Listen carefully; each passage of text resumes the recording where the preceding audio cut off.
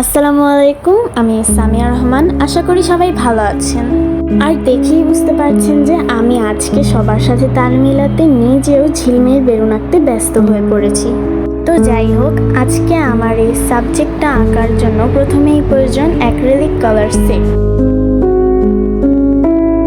আর আমার এই acrylic colour সেটের মধ্যে রয়েছে 10টা ভিন্ন ভিন্ন কালার।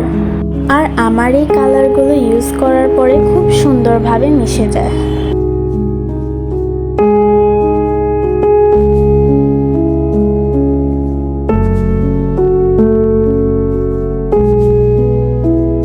আর এরই সাথে আমার এই রঙগুলোকে ব্যবহার করার জন্য প্রয়োজন কিছু আর্টিস্ট ব্রাশ, যেগুলো আমার রঙকে ভালোভাবে মেশাতে সাহায্য করবে। এই সেটটির মধ্যে রয়েছে 10টি আর্টিস্ট ব্রাশ। ড্রয়িংয়ের শুরুতেই আমি আমার পছন্দ মতো একটা ওয়াশি ট্যাপ আর্ট পেপারে লাগিয়ে নিয়েছি। এবার ব্যাকগ্রাউন্ডে কালার করার জন্য আমার প্রথমেই প্রয়োজন ব্ল্যাক কালার।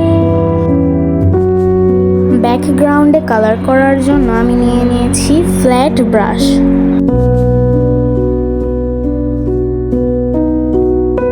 আর সহজে বেলুন আঁকার জন্য আমি কর্কে সাদা রং করে তারপর তার ছাপ বসিয়ে নিলাম।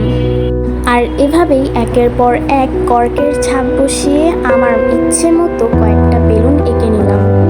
এরপর রং করার পালা। বেলুনগুলোর চারপাশ সাবজেক্টের সাথে মানানসই এমন 4টা কালার লাল, নীল, সবুজ, হলুদ দিয়ে ভালো মতো রাঙিয়ে নিলাম।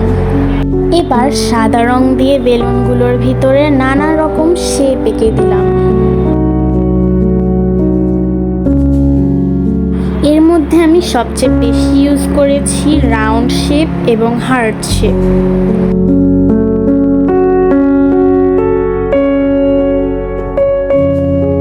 এবার বেলুনের দড়ি আঁকার পালা।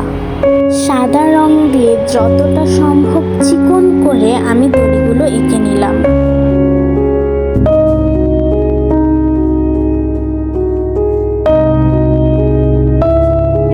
এরপর বেলুনগুলোর একটু ডিটেইলিং করে নিলাম।